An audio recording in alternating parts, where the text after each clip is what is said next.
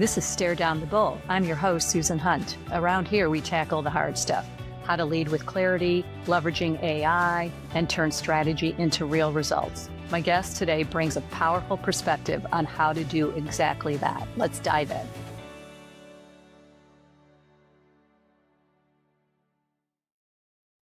Welcome back to Stare Down the Bull. There are people who follow trends, and then there are people who hear something before the rest of the world even knows to listen. Gary Clayton has spent his career in that second group. Before voice AI was a category, before conversational interfaces were mainstream, he was already building at the edge through Tell Me, through nuanced communication, and at scale inside of Yahoo, helping bring voice technology out of theory and into real world adoption. He didn't just participate in the speech revolution, he helped shape it. But that's only part of the story. Long before and all along the way, Gary was deeply embedded in the music world, working with artists like Brian Eno, Joe Strummer, The Cure, David Byrne, David Bowie, and Michael Jackson, and earning a Grammy nomination for the work on Happy Anniversary, Charlie Brown. And what's remarkable is he wasn't just in music, he was experimenting with AI and sound as far back as the 90s, creating some of the earliest examples of AI-generated music long before anyone was calling it that. That through line, sound, story, and signal, runs through everything that he does. Today, he sits on multiple boards, advises and invests in companies shaping the future, and continues to operate at the intersection of technology and human experience, where voice, emotion, and intelligence meets. And through it all, he's continued to explore the deeper questions, write about AI, human connection, and even films like Her, and what they reveal about how we relate to technology. Honestly, we could spend hours unpacking everything he's built and influenced, so I'd strongly recommend everyone just take a look at his LinkedIn, because there's no way we can fit all of this into a 30-minute conversation. But it's absolutely worth understanding. Gary, I'm really glad you're here. Thank you for joining. Thank you for having me, Susan. And one day I'm going to ask you to write my obituary for me, because that was a hell of an intro. Well, let me tell you something. Getting this into getting your background into 10 questions was like literally the hardest one that I've done so far. So that is not an easy thing to do, but I'm so excited about the conversation. We have so much ground to cover. So let's dig in, huh? So Sure. you say you see yourself first as a storyteller. Does that identity come more from your work with music or technology, or were they always the same thing for you? I think they were always the same thing. I sort of see my life as a story. Um, Yes, the, so the do I. headline is the headline is I've been incredibly lucky. Um, so much of what's happened to me, or what I've become, or what I've been through, is due to fortunate circumstances, right place, right time, meeting the right people. Always try to surround myself with people far more intelligent than myself. Um, and we've talked in the past, and my career has been this long arc. Yes. And for me, it's a story, and it's an evolving story. And for me, stories they're really the primary way of communicating. Um, in my when I graduated high school and went to university, I was a physics undergraduate, Oh, and I got as I was finishing up the physics stuff, I said, yeah, I'm never going to be a physicist. I am never going to teach physics. But what this has done, it has given me a set of metaphors, a language that I can use to describe what I want to do, how I work, how I interact with the world. At that point, I started taking all different kinds of classes, courses, and all different kinds of topics, everything from cosmology to number theory to logic to creative writing to religion.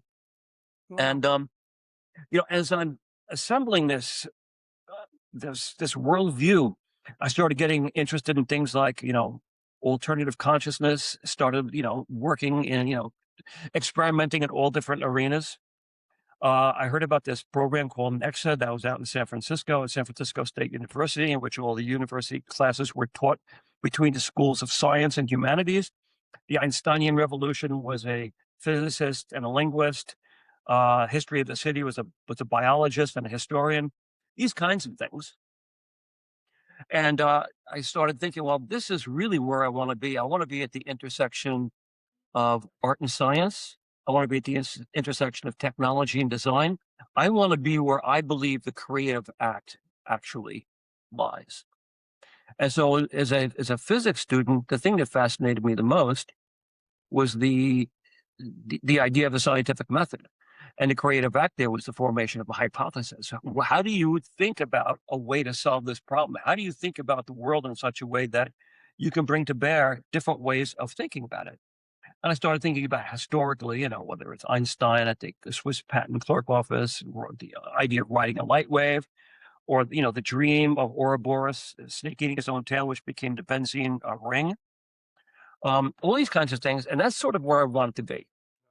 So taking all these classes, putting all these different subjects together, and at the end of this, very practical questions: how am I going to get a damn job with all this stuff? Yeah. So I said, what do I really want to do? And I started getting into, well, I like to create, I like media. And the university where I was, they had a fantastic program in media. And so I said, I'm going to really dig deep into production, media production, and recording studios, and to see how that works. Because for me, that was where art and technology, that's sort of where it came together, right? The idea of, well, physics of sound, and electronics, and innovation in computation, and as there's music, and all this stuff sort of came together for me. And that was really sort of the beginning of sort of my professional story. And so, That's really and like, that's a piece of your background that I didn't even know. Like, so I'm we never even got back to what you looked at in school, but all of that, makes perfect sense that that was the path that you took in school and the things that you looked at of how you got to where you were going, That's honestly. and and that has sort of evolved and kept me going through my entire career. Yeah. And so I was in San Francisco in the early '80s. It's a really interesting time to be there. Um, there was a strange dialectic.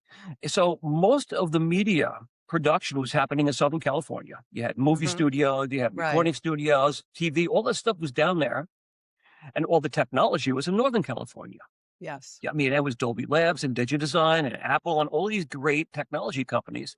But what was happening is technology, the people, the creatives, a new generation of creative people in Southern California, people like George Lucas, Francis Ford Coppola, all these guys, they wanted to use the new technologies. But unfortunately for them, the unions were strong enough with saying, well, we don't want to rock the boat. We want to keep things as they were. And so these guys said, well, the hell with that. We're going back to Northern California, which is where they originally came from. Mhm. And the infrastructure up here exploded. Yes. And I'm this young kid, fresh out of school, just my first job in a recording studio. And I'm looking at this stuff. I'm going, wow, for me, this is a playground. I have Yeah. everything at my fingertips. I mean, Apple's starting to break out the idea of 8-bit sound and sampling and all these technologies that were new. And we had, my mentor, the guy who owned the little studio called Russian Hill Recording, which is where I was doing a lot of work. His wife worked up at Lucasfilm. And so there's this great connection up there as well. And so I was working with a fellow named Steve, a fellow named Steve Capps, who eventually became Apple Fellow #5. He Mhm. was the guy who wrote the Finder for the original Macintosh operating system. So I was in the middle of this milieu, these groups of people that were really talented, really smart, and I had skills that they needed, and they had skills that I was really curious about. So it was this just free for all, this swirling mass of talented people, really interesting problems, and an appetite that I just couldn't satisfy. I was 3 or 4 in the morning. I was up trying to hack my way around copy protection on software that I couldn't afford so that I could use it. I was taking classes at night to learn how to code in Pascal and C so that I would be in the studio and I could write my own tools because they didn't exist. And so this notion of, and at the same time, I mentioned all the creative people came up to California, but what was also happening is you had a lot of artists, people like Michael Jackson, or David Byrne, who were used to working in recording studios, and they started moving into the world of film and video, and they wanted Yeah. to stay working in recording studios. And that didn't exist in Southern California, but we were building it up here in Northern California. Yeah. So they said, they say something like, I want to do this and this and this. And the unions down in Southern California say, well, we don't know anything about that. We hear this as kid up in San Francisco. And sure enough, a bunch of people came knocking on my door. And I was, again, right place, right time, historically right time. And I got to work with a lot of really, really interesting people. Yeah, you said you worked with, like, people from The Clash, The Cure, David Byrne, Michael Jackson, among others. I mean, what did those experiences teach you about tone and timing and emotional connection? This is a great question because I think it really is formative to in many ways to who I am, what I've become, and what I did. Yeah. So if you're working, say for example, you're working on a movie score or on a record album, and you're there, and there's a primary artist, and artists are coming in all day long. They're coming and going. We're recording music, we're mixing, etc. Basically, the relationship is two people. It was Yeah. myself and the primary artist, and we would be working 10, 12, 15 hours a day, 7 days a week for weeks on end.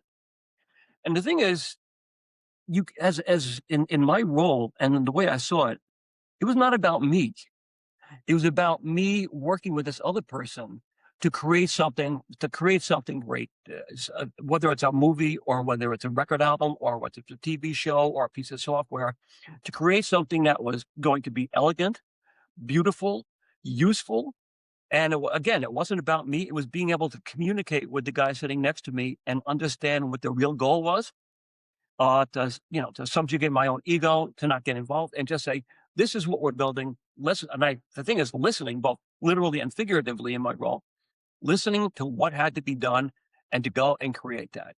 And to me, that was always sort of the core thing. Never lose sight of the end product. Never lose sight of that experience that somebody's going to appreciate, and make it as beautiful and elegant as you can.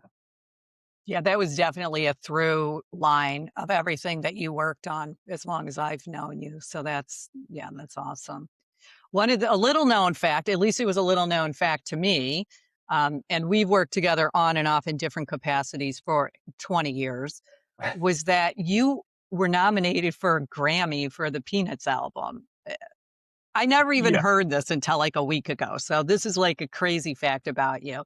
What did that moment mean to you, and did it change how you saw yourself creatively? And just tell us what that was about. Well, you know, uh, Charles Schultz, the creator of Peanuts, lived in Santa Yeah. Rosa, and historically, all the production for all the Peanut stuff, going all the way back to the Charlie Brown Christmas special, all that stuff was done here in the Bay Area. And so, again, the studio that I was at punched really far above their weight, latest technologies, all this kind of stuff. So I ended up getting pulled into that world or jumping into that world and working on a lot of the Peanut stuff. Whether it was talking Snoopy Dog for World of Wonder or TV specials or a Saturday morning show. Hmm. And at the same time, I had gotten involved with the great American jazz pianist Dave Brubeck. Yes. And we had done a bunch of movies together. We did a tour of the Soviet Union together. Um, and he was being brought in to work on some of the music for a TV special, the anniversary for Charlie Brown, and ended up working with him on that. And it was phenomenally rewarding experience. And sure enough, finished the project. It was released. Never even thought about it. And one day I got noticed you've been nominated for a Grammy, and I'm thinking, huh. I stopped for a second and thought, well, I never really thought about this kind of a thing before. First of all, because it's rare that somebody from Northern California gets nominated for a Grammy. It's really mostly Southern California, some New York, and Yeah. some overseas, especially back then. I thought, well, how lucky am I? And well, two things came after. At first, I was able to call my mom and dad, and they were over the moon. They just wow. It is thrilling. Um, it was thrilling for them, which meant it was thrilling for me. Yeah. And then secondly, actually going down there and seeing the community, seeing the entire music industry. Again, being up here, I was a little bit isolated, never really considered it. But going down there and seeing myself as part of a larger community, of sort of a continuum, that was kind of rewarding too. And that's really kind of what it meant to me. That's amazing. Yeah. There's The Grammys are by far, in my opinion, the best show, so the most excitement, the most interesting, so that's a really fun fact, and, it's interesting, there's a couple of other people that we've worked with over the years that actually were nominated or won Grammys as well, even though they were in the speech industry, so there is, like, this through thread about creatives in our industry, and the value of having a background like you do and how that really impacts the industry, and I kinda wanna Yeah, pivot it's over to. true. Yeah, it's definitely true. There's quite a few people that play instrument, there's a lot of musicians, a lot of, very creative people that ended up in our industry, which is probably why the industry was so fun. We had fun people. It wasn't just straight up coding, You it know, was a lot of fun. before going to tell me, I was studio work and I was consulting for Pacific Bell, you know, the Yes. carrier. And, they were doing interactive TV work and they built me a studio to my spec. And I was going out to San Ramon a couple days a week and actually mixing a TV show, scoring, creating the music, scoring, mixing a TV show for these guys for their interactive TV channel. And one day, I had a room for recording voice, etc. And some of the folks who were working down there said, our studio's down. Can we borrow your studio? I said, what are you up to? And you go, we're recording voice prompts for a phone system. And I said, what? I had never heard of this before. Yeah. And so they brought the voice talent in, who I ended up later using. And their engineer came in and I was watching how they're doing it. And I was thinking to myself, there are a lot better ways of doing that. And sure enough, less than a year later, I had finished mixing a project for The Cure. It was pretty much the last thing I had ever done. I was taking a little vacation. And I got a call with my buddy of mine who had been my assistant recording engineer in the studio. And he says, I just started at this new startup company. So tell me about it. He goes, it's a company called Tell Me, and they're doing stuff with the phone. You want to come down for lunch? So I said, sure. Went down to meet my buddy for lunch. And they telling me about what they're doing. And these are really smart people and really creative people. And there was a guy down there named Hadi Partovi, who's now sort of become legendary. And we sort of hit it off. And they pitched me, and I said, what the hell? I call it my midlife crisis, in which I said, something? What were you, like, 25, 30? No, other than that, but you're very kind, Susan. You're very kind. I just said, something? I'm going to do it. And I spent many years building up my studio, my clients, and I just said, something? I snapped my fingers and said, I'm doing this new thing. And so I ended up moving into the world of speech recognition and all that that entails. Yeah. So, So you actually had a really outsized impact on the speech industry overall. I mean, you worked for Nuance, you worked for Tell Me, you worked for Yahoo. Tell us your perspective. I know that yeah. you understood things about the market that a lot of people in the industry did not understand yet, and you brought that to the table. I mean, how did that experience, your background, um, shape your perspective on the platforms, on scale, where voice fit into the broader ecosystem? Help us with that because you really did have a big impact on that industry. Well, coming from the industries that I did, um, and into this industry, I always I always saw it as a medium. I didn't see it as so much as a Yeah. technology. Hmm. And the idea of a tiny little half-inch piezoelectric speaker in a handset, and of course, back then these were all landline projects. Yes. The fact that you're putting it up against your ear, I thought to myself, it's a medium, but it's the most intimate medium. And Yeah. so I started thinking about this. And, one day I decided to do a sort of a demo project. Walt Disney had an 800 number that you could call for booking reservations at their hotels and, all their hospitality services. And I called it, and it was this plain vanilla IVR, and it was like, it could have been any company. I said to myself, something's wrong here. So I got my team together, and I said, something, let's rethink this thing entirely. Instead of this middle-aged guy with this voice, what we're going to do is we're going to bring people in to imitate the Disney characters. And I brought my daughter, who was in fifth grade, in as the voice of the user. We put together this really killer demo that was super Disney-esque. Yes. And I started thinking about this, and as Tell Me moved from a consumer product into an enterprise product, the idea that we were going to be going in as a company and selling into IT organizations, that struck me as being completely wrongheaded. I Mhm. said, what you really need to do is you really need to rethink the value proposition of what we've built. And it came down to one single question. And the question wasn't for IT. The question had to go to the chief marketing officer of that enterprise company. And it's one simple question. What is it worth to be able to whisper in your customer's ear? I As remember soon as that. as soon as that question was developed, everything changed. Mhm. Everything. We stopped selling into IT. We started meeting with marketing people. And the thing was, a few years earlier, marketing organizations took over the internet because they realized what an opportunity here Yeah. is to put Yeah. our brand out there for brand acquisition and all these assets that they would have. And that's the way I thought about it. And that's the way I started pitching marketing organizations. And they went for it all the way and they loved it. And we started getting into what those experiences would be like. I mean, we started looking at things like what kind of a voice talent would you want to use? What are the attributes of your brand? How would they resonate with particular voice talents? Do you have a brand vault? Can I get access to your advertising? You know, the audio stuff that you use in your advertising. Wells Fargo, can I get your stage coaches and your little acoustic guitar stuff? And I want to build that in. When I went on a sales call to meet with Wells Fargo, we met with the woman who was the head of worldwide call center operations, and I played her the Disney demo. And she looked up at me after that and she goes, Gary, I want you to Disneyfy Wells Fargo. We got that account at that moment and we started building this incredible brand experience for customers who called in.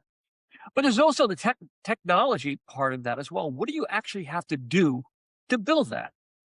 So this is, early 2000 and we weren't using text to speech. So what does that actually mean if you're going to create a great speech experience? Do you want to whisper in somebody's ear? Are you going to blow it with just some funky, chopped up audio? No, you have to make it beautiful. So what does that mean?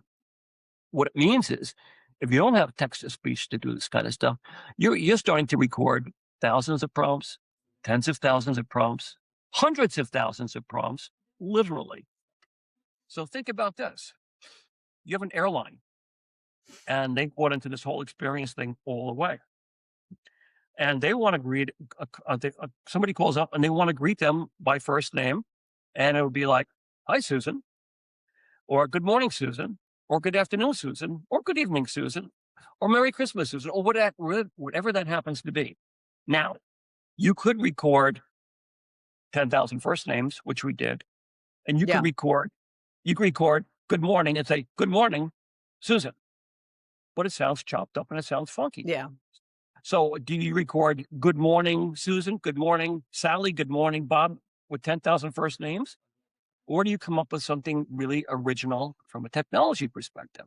Yeah. So I'm gonna jump into just a little bit of technicality here, a little bit. Let's not be too technical for you, but so you've got 10,000 first names. Literally, we recorded 10,000 first names. We recorded, I don't know how many number combinations. We recorded all these prompts with all these various voice talents. I mean, we had a studio going like all the time. And so, okay, so you want to record, you've got 10,000 first names and you don't want to record hello, good morning, whatever, and chop them together. So what do you do to make it sound really, really good? Yeah. It turns out in the English language, there are 40 phonemes, that is building blocks of audio sound. Mhm. So what if I went through and I recorded, say, 40 greetings? Hello, Amy. Hello, Andy. Hello, Bob. Hello, Carl. Hello, Charlie. And I got representative for each of the phonemes for the 40 different sounds, of which 10,000 names were all part of that. And I went through and I very surgically edited. So it's, hello, Bob. I went, hello, just as it's starting to say, Bob, hello. And I cut it right there. And I could take that hello and put it in front of every name that began with that sound. So if Mhm. I've got 2,000 B's, it would be hello, Bob. And it sounded seamless. That's called the point of co-articulation. And we built technology around that so we could make it efficient to create great sounding voice experiences. And so that's part of what the team thought about and how we went about creating these great experiences. Now, at the same time, there's another part of it. You were talking earlier about the emotional connection.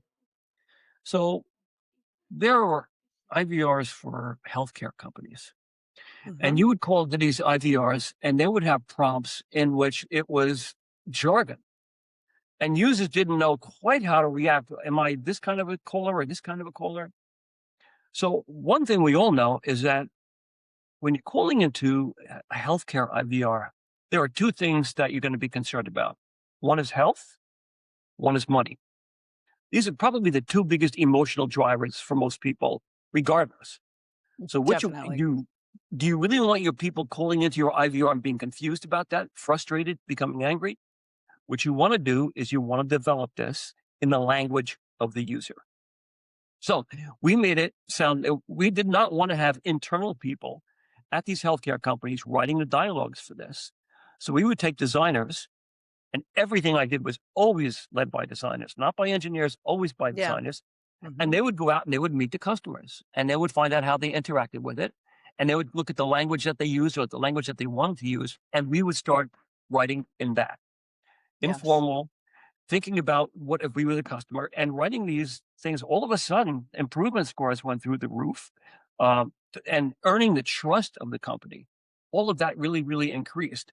And so the idea that everything is designer led, research led, that's where we came from. Make it beautiful, make it understandable, make it resonate with the company's brand because everybody wins. And, we run a big company, so we had to choose our targets, our sales targets, very specifically. The great David Weidman, he wrote up something called the rifle criteria, which ended up being taught at HBS Mhm. about exactly who we would go after. And then we would target the accounts we would go after.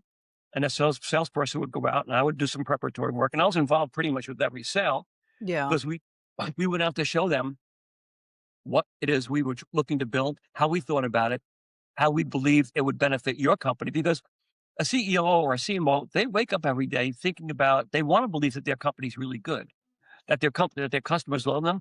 Well, we wanted to help enable that sense of relationship between them and their customers.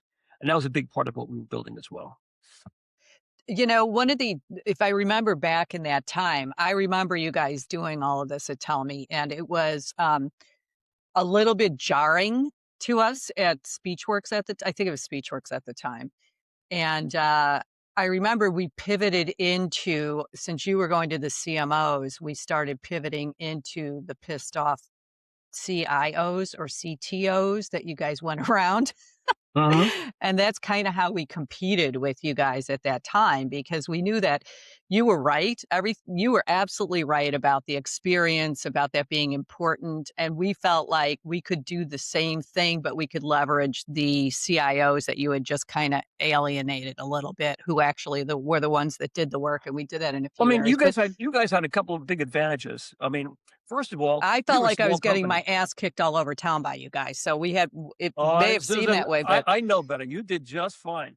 I mean, I you had did two fine, but advantages. it was hard during those. I used to beg Paul all the time to buy you guys, all the time, because I Oh, couldn't figure believe out me, how Paul to. wanted to, and he tried to, but I mean, so we were a small company. We could only go after so many, which left a large pool of customers out there, which Yeah. you guys were very successful with. But you also had a secret weapon, and the name of that secret weapon was Steve Chambers. Yes, this is true. Steve was brilliant, one of the best executives in any business I've ever come across. It was Not always a the first pleasure to time work I've with heard Steve, that. Yeah, I agree. and I always thought, wow, um, he would have done really well with Tell Me as well because just a brilliant guy, Yeah. and he got everything. He really did, and he was just a huge advantage. And when I ended up going to Nuance to work with Steve, I really appreciated what he brought to the table. Yeah, absolutely. He taught me so much and still does every day. Yeah, as you know, we're Yep. still really close And friends. on top of all of that, a truly good guy, Yeah, just good human a being. good human being. He really is. Yeah. Yeah, I was very lucky to work with him for so many years and to call him my friend for sure. And then later ended up working with him when he was at Jibo. Yeah. Tell us a little bit about it's a little bit off the plan here, but tell us a little bit about Jibo because I think we've talked to a couple of people that were involved in Jibo. I'm still a big fan of Jibo. I think it's the only emotional robot that has really ever been created, and nobody's created one since, and that's a little disappointing, to be honest. Well, as you can see on this video, I've got Yeah, Jibo sitting behind me. I yeah, I mean, see him. the server back, the back end of this thing has been shut down for years and it doesn't do a whole lot anymore, but I still adore it. Yeah, And it's adorable. I was a consultant for the company, and Steve brought me in because he knew I was very I thought hard about experiences and what the interactive experience would be between the device and the user. And it's a tiny little robot, and it was very very cute, and it was meant to be a consumer product in which a child could talk to their grandparent across the country, or it would read stories back to you or recipes. It's basically a general purpose member of the family.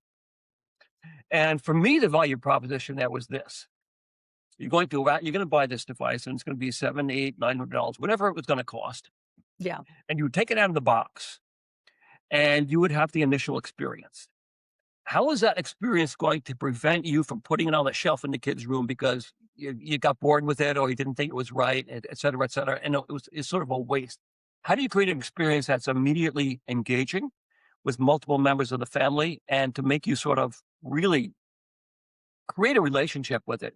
I mean, we all know that relationships with devices, and I don't know, maybe we'll talk about this, they're fraught with potential downfalls or pitfalls. But you want to build something in which you create a relationship, but you don't feel like it's a dishonest relationship. That it's real. That's not trying to trick you into believing it's something it's not. You had a cute little robot. It created a persona that was very engaging. Um, it didn't try to be human. It didn't try to be anything more than what it was in a very very cool way. yeah, As I think we talked about this at one point, Steve and I were talking about this. Well, when we get this thing fully functional, how cool would it be to put this on the bedside of a handful of pediatric, patients at Massachusetts General or whatnot?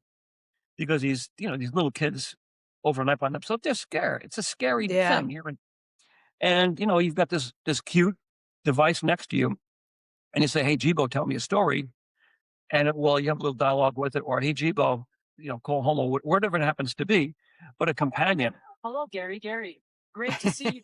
You can hear Jibo in the background responding to me. so Um, cute.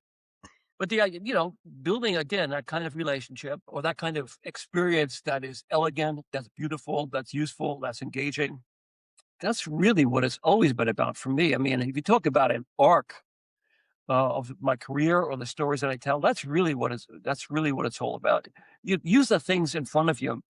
You know, we're humans, and we want to create things that are beautiful or consume things that are beautiful. That's what you should be. That's what I should be spending my time doing, and that's what I've spent my Yeah. career doing. Yeah, I mean, you've written a lot of thoughtful pieces about AI and technology and culture, including reflecting on things like the film Her. What lessons from that resonate most with your experience in voice and the human computer interaction? Because I think that's what we're talking about right now. Yeah, no, you're right, and it's an insightful question, and I've thought about this particular thing going back to my earliest days at university. I started getting interested. I don't know where this came from. There's something called a golem, GOLEM, Hmm. and there have been any number of popular interpretations of what it is. But essentially what it is, it goes back to the ancient biblical days in which a golem is a homunculus, a human form made out of clay or mud or what have you, and it's created to do your work, to do your bidding, to do something for you. Yeah, And Jewish mysticism. There's a lot of written or spoken about with this concept, and the idea that you would create this man of clay, and you would put a tablet in his mouth with the aleph, with the symbol for truth. It's almost like 0 or 1 truth, right? yeah, And it would do your bidding for you. But there were times, it got out of control and it became a dangerous kind of a thing. And it's like, oh my God, how do we control this technology that we've just created? And you take that idea and it morphs. its form factor through history, then Frankenstein, Mary Shelley, a man-made creature, right? Yeah. And you lose control of this thing, or you go into the 20s. A piece called Rossum's Universal Robots, which is a play written in Prague in I think it's the 1920s, the origin of the word robot, in which these devices are created and eventually get out of control. And you take that into the next stage, it's HAL, 2001. Yeah. And HAL, HAL, as most people know now, it's one letter off from IBM. And the technology they went through AT&T and T and IBM and all these labs, and looking at this technology and realizing, well, there's something here, and it is very, very human. And again, once again, the technology gets away from us and it becomes a destructive kind of a thing, right? You have to Yeah. figure out a way to tame it and control it. We all, I'm not sure how this comes in. We all think maybe we believe that at some core level we are God and we want to create these things, but we're not God. So these things get away from us. Now, moving into her, it's just really sort of more the disembodied version of this thing that lives in the cloud. It shows up on your screen. It lives out there somewhere, in which the physical manifestation of that relationship becomes, I don't know, becomes tenuous. And the idea that you can fall in love with essentially something that's in the cloud somewhere becomes a really, really interesting question. And what are those attributes? What are the attributes that have to be made apparent for you to have that kind of a relationship in which it becomes almost a completely abstract relationship? Those are the questions that I really was intrigued by. And the idea, once again, that this relationship now is not so much that it's going to destroy you, but it destroys you in a different way because they just take off Oh. and leave you behind. And are you devastated? Are you wanting? Are you left needing something? So the questions evolve just like the idea of what this thing is evolves. And it's a fascinating question. And now, of course, we're in the world where AI has become ubiquitous. There's a whole generation of kids that are growing up right now with the generation beta, I think they're calling them, which will never know a world without ubiquitous AI. How does that play itself out? And I'm probably too old and too far advanced in existing metaphors to be able to answer that question. But one day my grandchildren, should I be so lucky to have them, Katie, um, will will be No able to better pressure. answer. You're Well, on a podcast just hassling a your little daughter to pressure, have yeah, a baby. yeah, yeah, yeah. Will be able to better answer these kinds of questions than I am. I feel like we're always predicting that it's gonna get away from us, but the technical constraints have stopped that from happening so far. I do feel that in the last 2 years, what I've seen has been something completely different and does have the capability of potentially getting away from us soon. Yeah, yeah, I think you're right, and this leads into a whole bunch of other questions. I mean, you see the battles right now, where some forces at the Pentagon want complete access and Yeah. no restrictions whatsoever on the, the base metal, the core technology to be able to do whatever it is they want to do. That scares the living daylights out of a lot of people, Yeah. It including some of the should. people, including some of the people building these things. And and there are plenty of executives in the world of AI that simply, in my estimation, don't care. Yeah, They that's would be that's the willing scary to, part. yeah, they'll be willing to do anything. Things are moving so fast, and markets are being 100-year markets are being determined now, potentially. And the executives know that. And they will go out there and do anything to be on top of these opportunities, on top of these future markets. And you can understand why they've got shareholders, et cetera. But at some point, you have to divest yourself of core humanity, of core ethics, to be able to go out there and say, I don't care. I don't care. I need to do anything I can to get this business. Come, and there are no red lines, and I just don't care. And Yeah, some companies will do that, and some companies won't.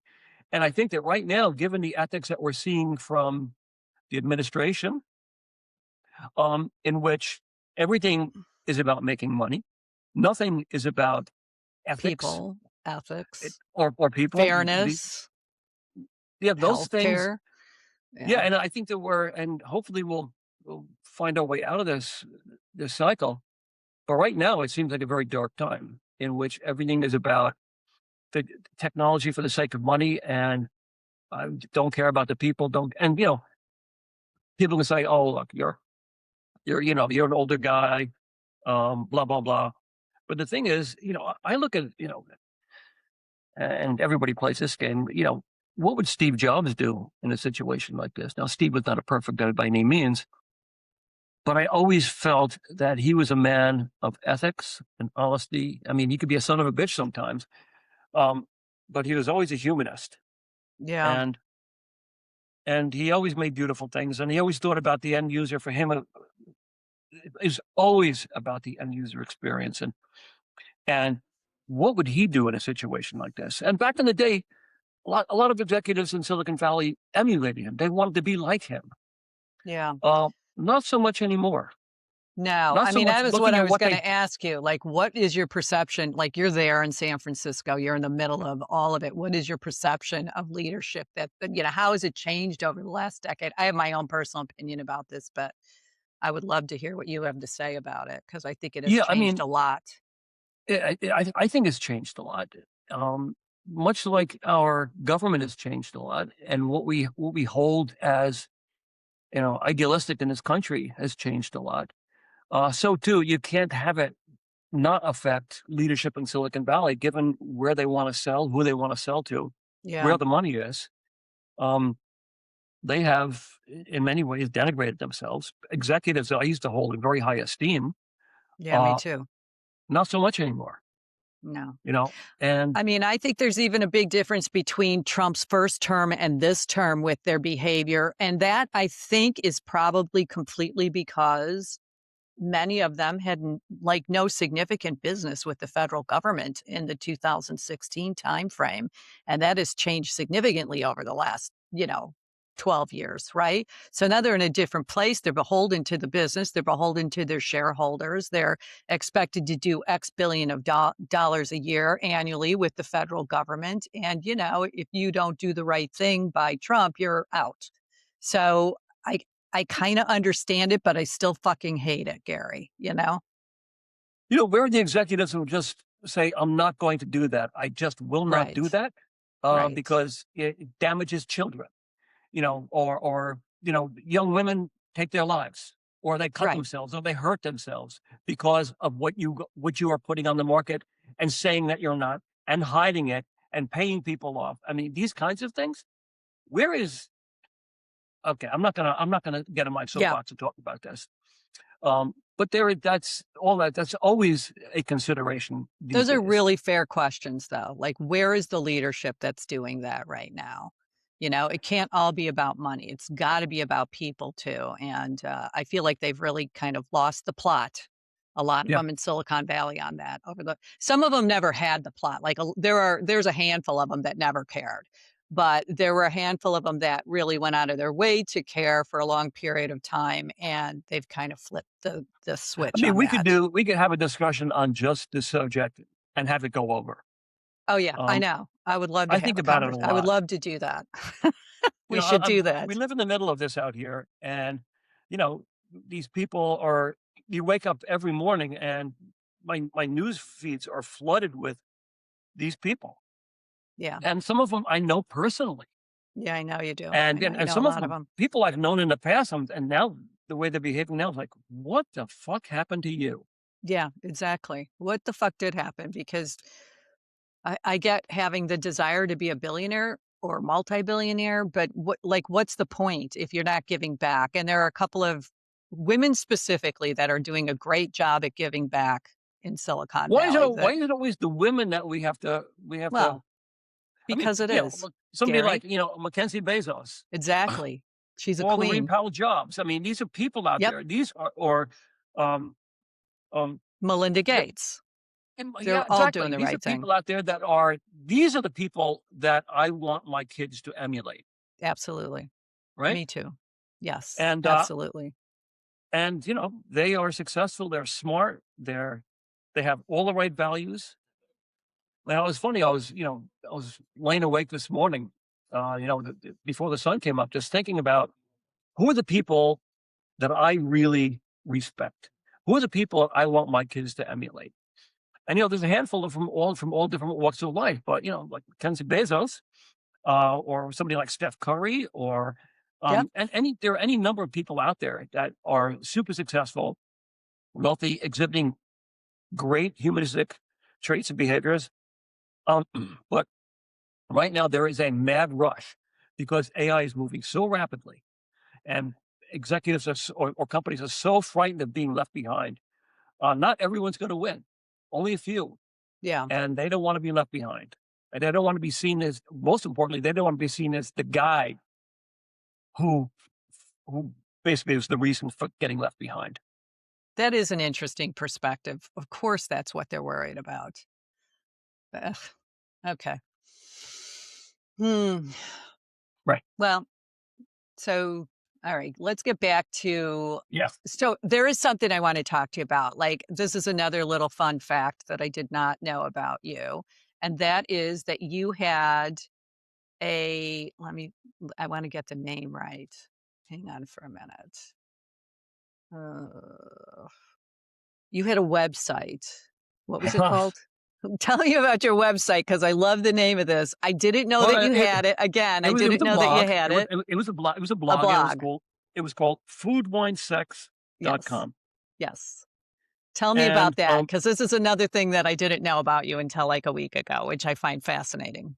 it was a time in my life um where I had been, steeped in technology and technology companies and all this kind of stuff for a long time. I was at a point in my life, both on the professional and the personal side of things, where I said, I need to take a breather. And I wanted to go out there and experience things that were not going to be disintermediated by technology. I wanted to experience real human things, human sensations, food, wine, sex. These are the kinds of things that, for the most part, are not enhanced by the intrusion of technology. And so, what I really want to do is, I just want to experience. I wanted the pure physical immersion in the world to experience this kind of stuff. And afterwards, I wrote about it. And it, I did not publish. I did not publicize this at all. No, you Um, didn't. but it managed to get out there a little bit. And different people found different things about it that they liked. Hmm. Um, and it, it, I can't believe it, but one year, whoever does these things called it the third best food blog on the internet, which sort of blew my mind. But I was very fortunate because at the time, my thing was going around and eating at the best restaurants in the world. Yes. It's still your thing, isn't it? You still do Yeah, this. but I'm not as passionately driven as I was back then, because for me, Well, you've eaten it uh, all. there was this this is an anecdote about one particular restaurant. There was a restaurant called El Bulli, ELBULLI, which was on the Costa Brava, on the coast of Spain, Yeah. and it was the home of what later became called molecular gastronomy, which it was nothing to do with what people consider in this restaurant. This restaurant, many people think, was the best restaurant in the history of restaurants.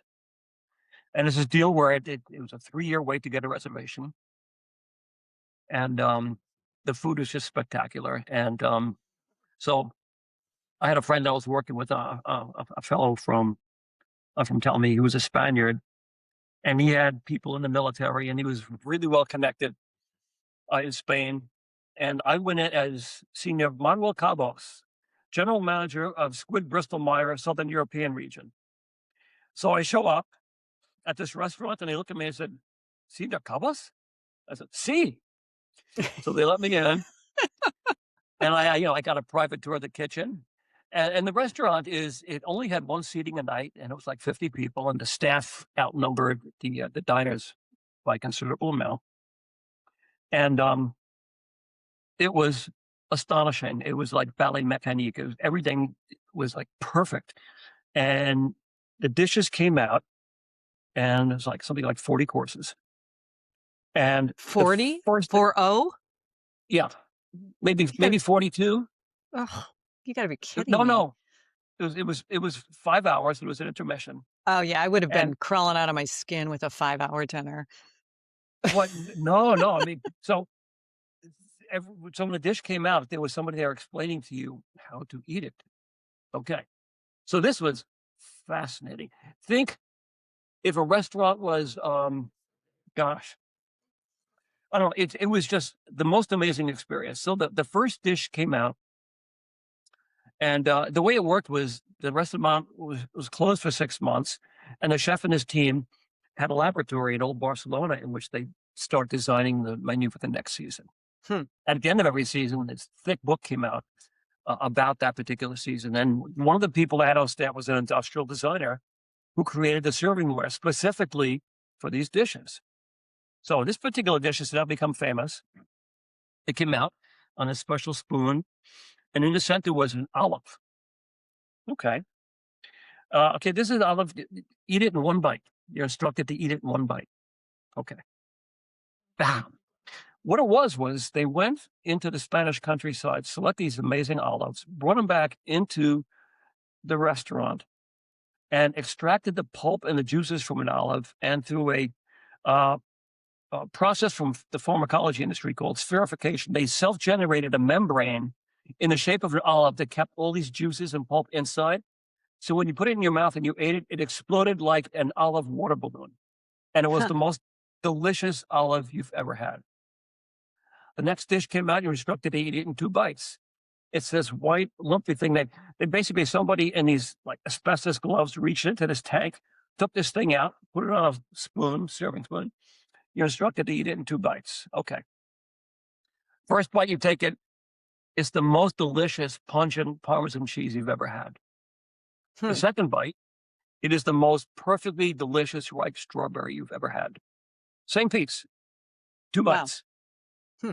But what they've done is they've taken a strawberry, and I'm dumbing this down, and encased it in powdered Parmesan cheese and froze it in liquid nitrogen.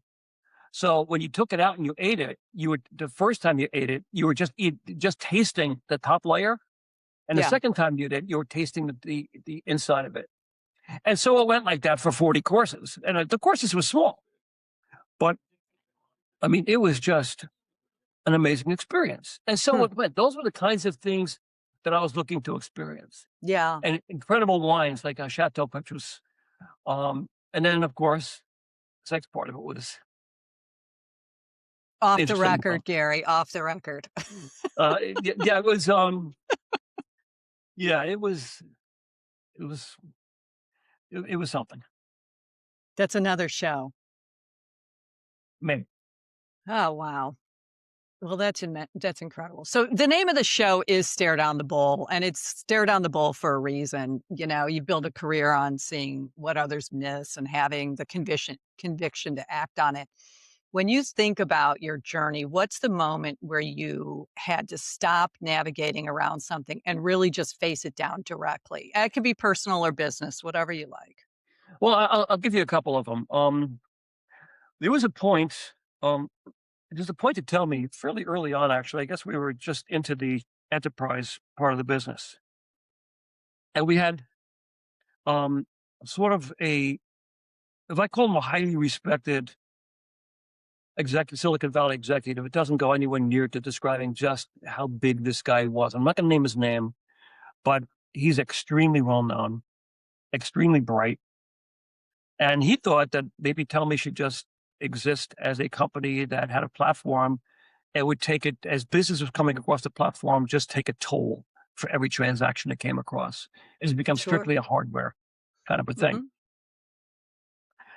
And me, the creative guy, said, no, I absolutely don't think that's the way to go. I think what you have to do is you have to differentiate yourself, create these amazing experiences, work with these companies, get them, create long-term relationship with these companies.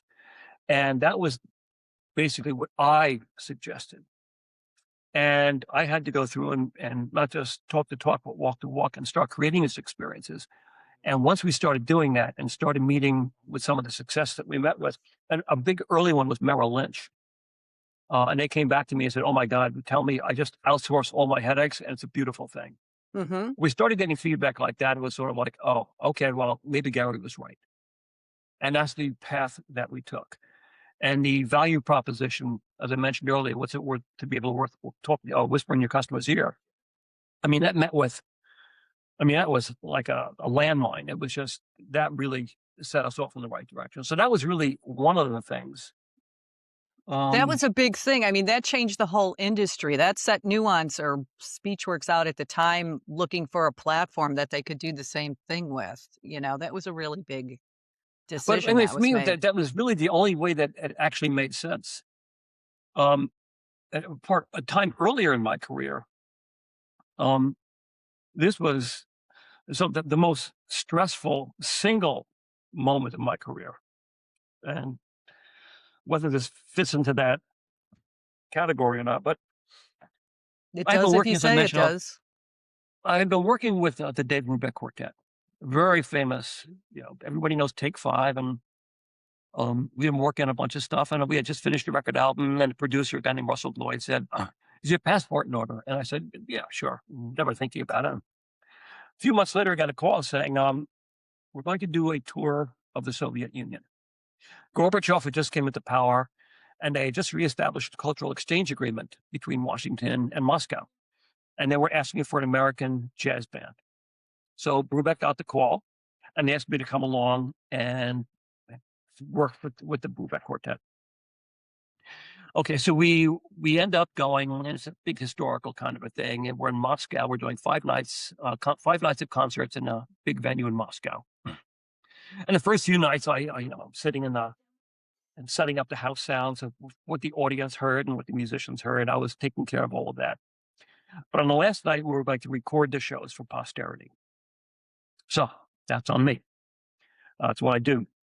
So there's a recording booth way, way, way the hell up on top of all the audience and stuff like that. And so I go in there to set up for the concert, and I walk in, and there is some pretty funky gear. A mixing console, an old East German mixing console, dusty and funky. Um, which I figured, I can probably work with this. But the real problem was, it had two things. First of all, the speakers didn't work. So I was going to have to mix this entire show with a lot of microphones coming in on headphones. And the difference between mixing on headphones, and engineers don't understand, the difference between mixing on headphones and mixing on speakers is the difference between driving a motorcycle and driving a Porsche. You obviously want to do all this on speakers because this is how people are going to be listening back to it. The other Yeah. part of it is, when you're in a recording studio and you're making a record and you have all these microphones coming in, you record them all individually. So you can go back later and mix them, and a little bit of this, a little bit of that, etc. Not here. Everything was being mixed in real time down to a final stereo recording. No room for fixes, no room for mistakes. I couldn't hear what I was doing. So record the show. I have no way of playing the tapes back. I have no idea what I've captured. Historic concert, big event. A month or two later, the tapes arrive back in San Francisco. And I'm sitting in the recording studio with the producer, and it's time to see what it is we have. Okay. I pop the tape in. I am sweating. My shirt is completely transparent with perspiration because I have no idea what these tapes are going to sound like. This to me was ungodly stress. It's like And torture for 2 months. Yeah. yeah. And so I bring up, there's just two faders left and right. I bring them up. Huh. Huh. And it turns out that it turned out really well. Thank Um, God. I mean, so yeah, would have happened? What would have happened if there was it was noisy, or it was crackling, or the balance was really off, or you couldn't hear the piano in this section, or whatever. So for me, being able to take that and record was produced, and it did really, really well. But for me, that was the moment at which there's no net, there's no backstop, there's no going back, there's no way you can justify yourself because it's all on you. This is what you do. Right. Right. Yeah. There's no just re-recording it right away or looking at it immediately like we will be able to do right after I hit the end button on this recording. It's done. That was a whole It's different baked. world. It's baked. So, Wow. Yeah, that's a so big that deal. was the most stressful. I'll give you one other moment. Um, one of the more rewarding moments in my career. So growing up, I grew up on Long Island, and my dad worked for a company called Grumman, Yeah, I know and Grumman. he became very famous. Um, he worked on building military aircraft, A6A, F-111, F-14, F-14 Tomcat. They were all his planes. And growing up, you're steeped in that sort of that military, not so much military, but military was certainly part of it. We would have, the Grumman picnic, and the Blue Angels would do special shows for us and stuff like that. So It was your growing up, exposure as I a heard, child. Yeah, your yeah, exposure as a child. I'm steeped in it. Then growing up, I always heard about this guy named Chuck Yeager, Oh, yeah. famous test pilot, the guy who broke the speed of sound, the great World War II ace, got shot Yep. down. The man. I Mhm. mean, he had that West Virginia drawl that to this day, most pilots on an airplane emulate that in some way. Ladies and gentlemen, we're flying at 30,000 feet. This all comes from Chuck Yeager. Mhm. And so, you know what, folks, that I knew they were in New York. I'm out here. I'm working in recording studios. They don't really understand quite what it is I do. They just know that I was working on all this kind of stuff. And then one day, um, I was working on a picture, and I called my dad and I said, guess who I worked with today? And he goes, who? Chuck Yeager. Oh my god. Phone went quiet. The Chuck Yeager? I was on a picture called The Right Stuff. Yeah, I know Uh, the movie. Phil Kaufman directed, right It's a there in the great Bay Area. movie. Phil Kaufman, great movie. And Chuck Yeager actually himself had a part. It was about him, but he had a part in it. He played the bartender at in the bar down in Southern California. And so I got to work with Chuck, and my dad thought that was like, wow. Yeah. That is wow. Not many people can So say they got to work with so Chuck be able Yeager. just to be able to tell my dad that Yeah, that's really cool. that was the moment. That's nice. I didn't mean to say I know Grumman, by the way. What I meant to say is my family worked for Northrop Grumman. One of my Yeah, sisters still you've does. heard of it. I mean, of course, yeah. Of course, And everybody knows what Grumman is. and There's my one my, of my my sisters uncle still actually works there in Chicago, so not on Long Island. my uncle worked at a different planet. He was an engineer, worked on designing the shock absorbers for the lunar excursion module. Yeah, my Um, sister ran the floor in Rolling Meadows for anti-jamming devices or something for a million years. Like they were there forever, my sisters. yeah, it's, different kind of technology, but still, critical technology. Yeah. So one final question, and this has been just such a good discussion, Gary. Thank you so much. My pleasure, Susan. So with all your experience and taste, whether it's music, food, wine, what separates something that's technically good from something that truly resonates? Yeah. So I think about this sometimes, and in the world of experience, if you're truly focused on the end user, Yeah. you think about things from a different point of view. If you say, for example, you go to today like a chat GPT or one of these AI engines, and they come back to you and they're responding to you in a very, say, obsequious kind of a way. They're trying to ingratiate themselves with you. Hmm. It's not an honest relationship. It's not something that you believe. Right. If you're That's actually true. if you're looking to create something for the benefit and the pleasure of the end user, that will always separate what you're creating from anything else out there. And very few people actually get that. They will try to create something that emulates a human being. Yeah. That, it sounds so real or whatever, but it's not a human being.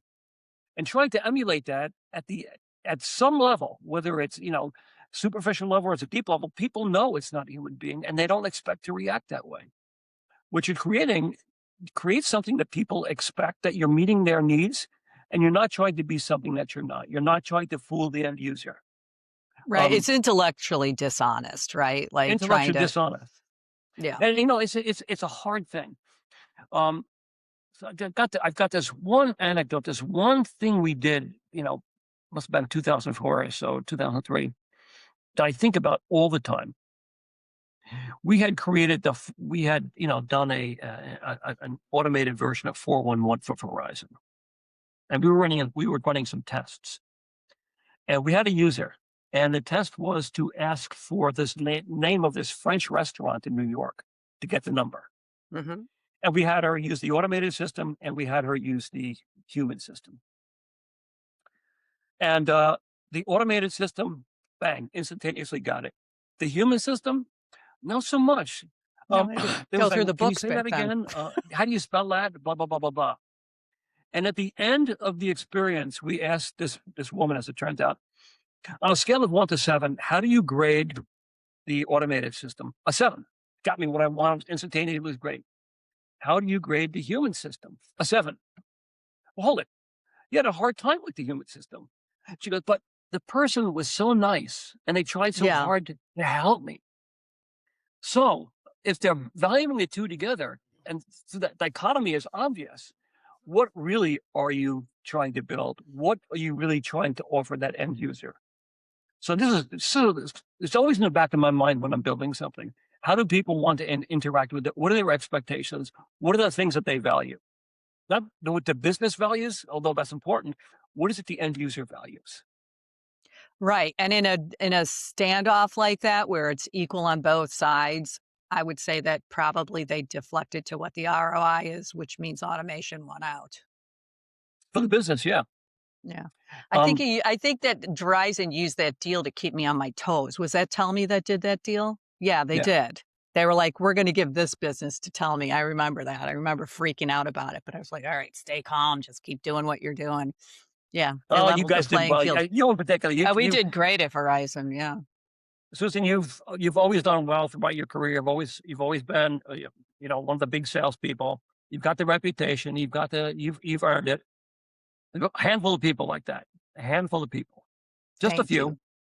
Well, you've got your reputation too, Gary. And, we could go on for another 3 hours about the stuff that you've Yeah, we done. could. But Yeah, we I, could. ap- Over I, ap- cocktails next time. yeah, I appreciate you so much coming on and telling some parts of your story. We'll say little parts of your story. It's been great to talk to you. And I hope you'll come Always a back pleasure. because we can dig into things more deeply. And I would love to talk politics with you. I'm looking for someone that has the guts to do it. So Yeah, well, we can think get about ourselves it. into pretty deep trouble there. I know we can. It'd be fun now. Anyways, thank you again. I really appreciate you joining the show. Susan, anytime, my pleasure. Thank you. Thank you for listening to Stare Down the Ball. If today's conversation sparked new ideas, share it with a colleague and keep the momentum going. The future belongs to leaders who act, so subscribe and join us again next week.